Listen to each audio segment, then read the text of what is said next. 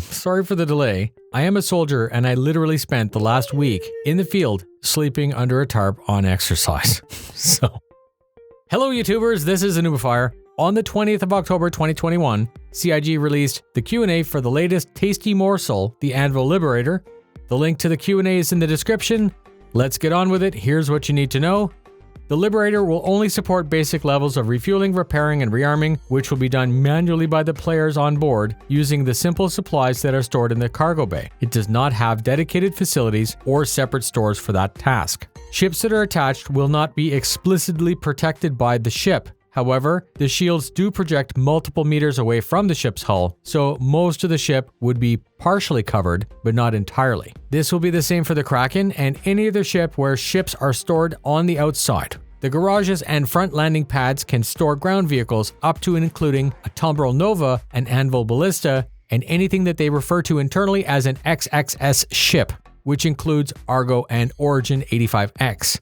The upper landing pads support XS ships, which include most single-seater combat ships, which is your Sabre, Hornet, Arrow, and other single-player ships such as the Misk Prospector.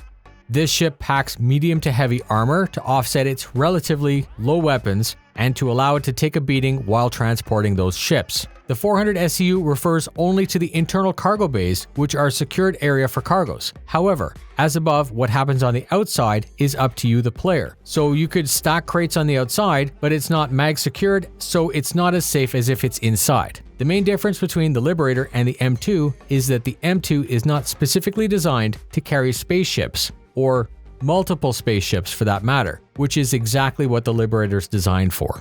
There are no specific plans that will stop a player from stealing transported ships, meaning if a player gets into a ship that's parked on your ship and takes off, that's it, they're gone.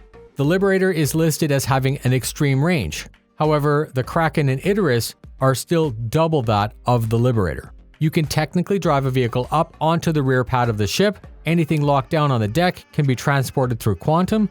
Despite being listed as a capital, it's not. That was an error. They say that there's a tractor beam mounted in a deployable compartment on the passenger side. This is supposed to allow for the landing and removal of ships. Despite having only a listed crew of 2, the internal food services, lockers, storage areas, bathrooms, seating areas are all available to the passengers.